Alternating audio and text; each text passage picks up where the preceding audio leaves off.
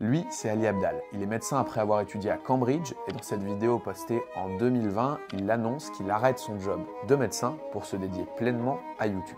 Hey friends, welcome back to the channel. If you're new here, my name is Ali. I'm a doctor working in Cambridge in the UK and I have just finished my last day of work for quite a while.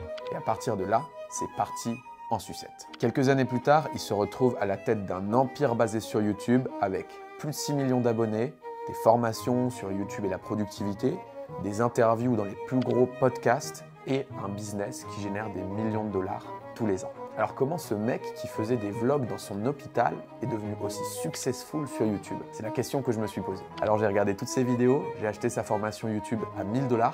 Et dans cette vidéo, je vais vous partager tout ce que j'ai découvert. Et on pourrait tenter de se dire que son succès vient uniquement du fait que c'est une machine de travail qui bosse 12 heures par jour. Mais alors, on passerait à côté d'une partie essentielle de la réalité. Parce qu'il y a des dizaines de créateurs qui travaillent tout autant, si ce n'est plus, qu'Ali Abdaal, mais rares sont ceux qui ont eu son succès. Simplement parce qu'il a compris une chose que la plupart des créateurs ignore et il utilise ce levier avec brio. Et le meilleur, c'est que c'est un levier qu'on pourrait utiliser nous aussi. Et c'est ce qu'on va découvrir maintenant.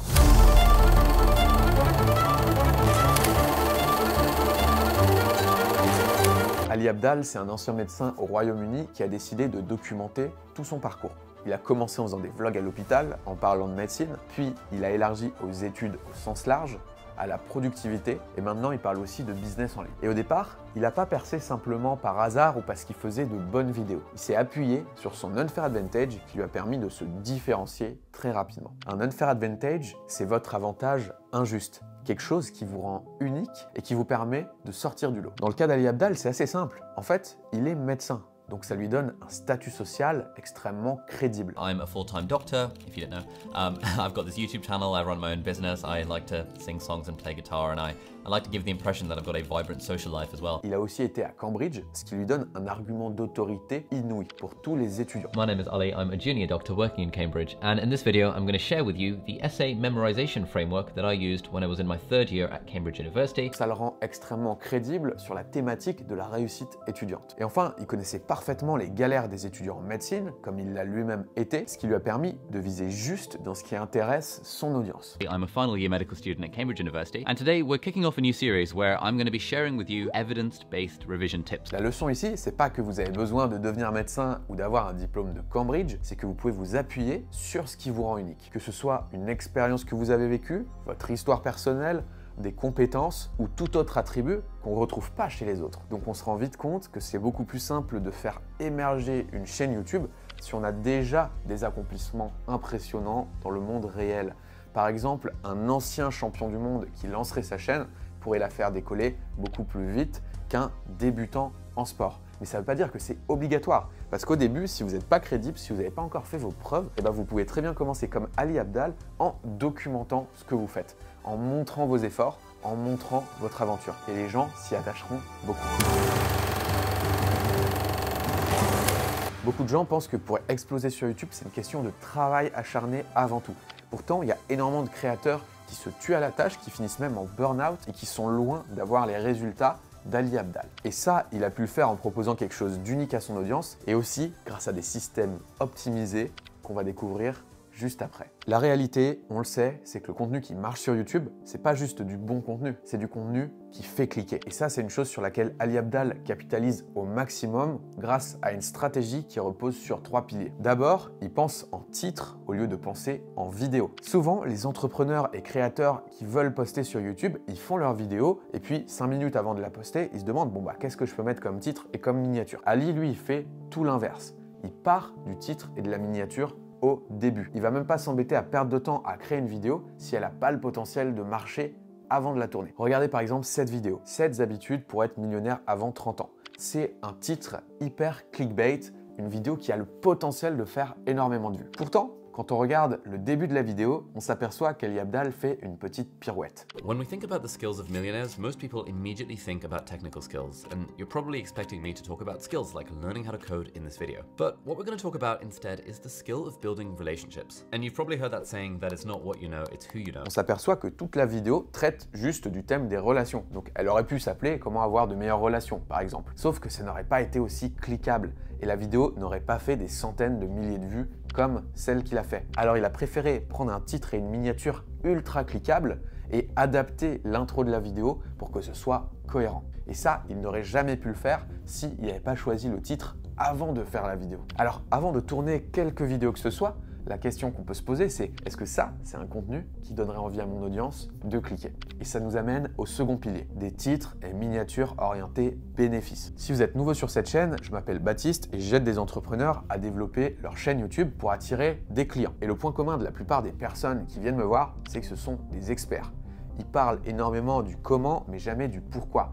Ils vont souvent parler des features, des caractéristiques, des mécanismes et entrer très vite dans la technique, mais plus rarement mettre en avant les bénéfices de ce qu'ils font. Et c'est bien dommage parce que ça donne des vidéos qui sous-performent. À la place, regardez comment Ali Abdaal s'y prend. Ali Abdaal ne parle jamais du mécanisme dans son titre et sa miniature, il parle du bénéfice. Je m'explique. Cette vidéo-là, elle aurait pu s'appeler « Des tips pour mieux taper avec son clavier ».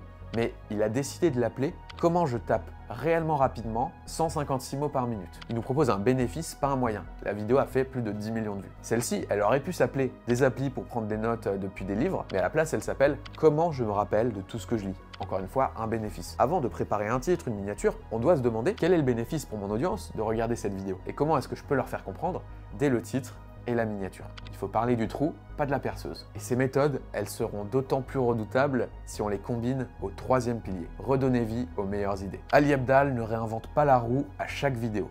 Il utilise le repurposing. En somme, il va recycler ces idées qui marchent le mieux. Quand on y réfléchit, c'est très fatigant de faire une vidéo YouTube, on la partage au monde, certaines vont fonctionner et d'autres pas du tout. Et ça, on ne peut pas le savoir à l'avance parce qu'on ne peut pas deviner ce qu'attend le marché. Sauf que quand on a déjà posté 5, 10, 20, 50, 100 vidéos, et ben on commence à avoir beaucoup de data, des grandes idées qui marchent. Et alors ce que fait Ali Abdaal, c'est que régulièrement, il prend ses vidéos les plus populaires et il en refait des variantes avec des angles différents. Voilà plusieurs manières d'emballer des vidéos chez Ali Abdaal. Si on prend le thème de la médecine, il y a tous ces contenus how-to, comment réviser en médecine, 5 erreurs à ne pas faire si vous voulez réussir médecine, 3 outils pour réussir médecine, etc., etc. Donc à partir d'une idée qui marche, il va pouvoir la traiter sous tous ses angles pour presser le maximum de viralité possible de cette idée. Et parfois, il va même pas s'embêter, il va juste changer le titre de sa vidéo. Ce que j'aurais fait si je voulais démarrer une chaîne YouTube en 2024, il va juste la renommer en 2025, l'année d'après, pour regagner encore des vues sans travailler plus. Donc une bonne pratique, ça peut être de regarder tous ces contenus les plus performants tous les 3 mois et puis de recycler les meilleures idées. Alors évidemment, vous ne pouvez pas recycler une idée qui a déjà été recyclée 100 fois ou qui date d'il y a 5 ans parce que ce sera plus d'actualité, mais ça peut être un bon hack. Alors optimiser et recycler son contenu, ça peut être très smart, mais trop d'optimisation peut vite devenir un piège. Que se passe-t-il si un créateur devient une machine à produire sans âme? C'est ce qu'on va découvrir maintenant. Ali Abdaal a tellement optimisé sa création de contenu qu'il a créé un système reproductible à l'infini. Son approche, elle a inspiré plein d'autres créateurs, il a aussi formé des gens à faire comme lui, et aujourd'hui son style, c'est devenu une formule qui est copiée absolument partout. Le problème, c'est que quand tout le monde applique strictement la même méthode, plus personne ne se démarque. Et on se retrouve avec des dizaines de chaînes de clones d'Ali Abdaal. Alors il y a beaucoup de travail derrière, mais on a l'impression un peu de regarder toujours les mêmes vidéos avec les mêmes titres, les mêmes miniatures, les mêmes scripts, la même chose. Et ça semble fatiguer l'audience puisque les vues sur la chaîne d'Ali Abdaal, elles sont quand même plutôt en baisse. Une stratégie de contenu, c'est pas figé dans le temps, c'est voué à évoluer. Si on veut toujours parler de ce qui nous fait vibrer, forcément on va devoir faire évoluer les choses. Et pareil, notre audience évolue, donc ils ne peuvent pas regarder la même chose toute leur vie. Et donc passer un certain stade d'optimisation, je pense que tout créateur arrive à un embranchement avec 2 choix. Soit se renouveler et grandir avec son audience, soit tout optimiser, systématiser et déléguer. Dans le premier cas, ça va impliquer de parler de nouvelles choses, de tester des nouveaux formats, de prendre aussi des risques et de garder une approche sincère de la création de contenu. Dans le second cas, c'est un peu différent. Ça va consister à toujours reprendre les idées qui marchent, toujours refaire un petit peu les mêmes choses, peut-être à externaliser l'écriture des scripts, à simplement devenir un comédien de sa chaîne qui vient s'asseoir et lire un prompteur, puis envoie ses rushs et passe à autre chose. Et c'est par exemple exactement ce qu'a fait Iman Gadzhi sur sa chaîne principale. tout est scripté pour lui, il fait tout au prompteur. Il vient, il s'assoit 3 heures par mois, il lit son prompteur et ça lui fait tout son contenu de sa chaîne principale. Mais le truc, c'est qu'il a aussi une chaîne secondaire où il peut s'exprimer du coup plus librement et parler des choses qui le font vraiment vibrer. Donc entre les deux approches, c'est pas forcément un ou, ça peut être un et. Une chaîne principale systématisée et optimisée, et une chaîne secondaire beaucoup plus libre. Mais soyons clairs, cette question, elle se pose que pour les gros créateurs établis depuis des années qui ont déjà beaucoup d'audience. Si vous regardez cette vidéo, il y a 99% de chances que ça vous concerne pas encore. Ce serait juste too much d'avoir des choses trop compliquées au départ. Et si la solution résidait dans l'équilibre? D'un côté, on peut avoir la pression de toujours performer et donc la volonté d'optimiser, de prendre les meilleurs sujets possibles, etc. Mais on peut aussi avoir la perte de passion qui donne envie finalement de tout lâcher ou alors de commencer à parler juste des sujets dont on veut sans réfléchir à une quelconque stratégie et le faire pour se faire plaisir. Le risque, ça peut être de tomber dans un effet yo-yo entre les deux. J'optimise au maximum pour les résultats au point de faire un burn-out créatif où j'en peux plus de tourner mes vidéos et donc je passe dans l'autre extrême du spectre.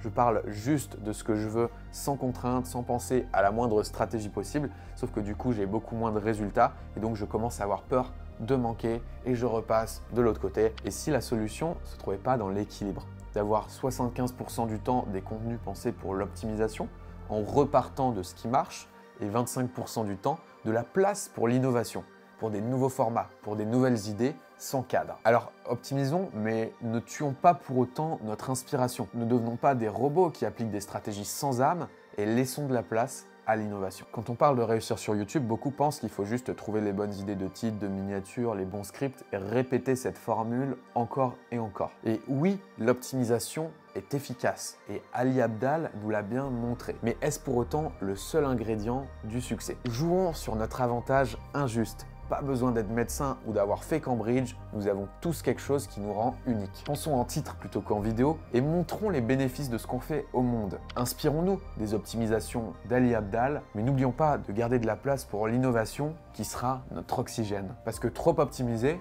c'est risquer de s'égarer, d'oublier pourquoi est-ce qu'on a commencé, au risque de finir par devenir un simple comédien de notre propre chaîne ou une machine à reproduire des contenus. Si nous ne sommes pas des artistes, ne devenons pas pour autant des robots. Alors peut-être que la question, c'est pas comment optimiser à 100%, la vraie question, c'est peut-être plutôt comment jouer avec les règles du jeu tout en créant du contenu qui nous ressemble. Optimiser, c'est bien, mais avoir une vision, c'est mieux. Alors quelle sera la vôtre? Pour le savoir, il faudra arrêter de copier les autres.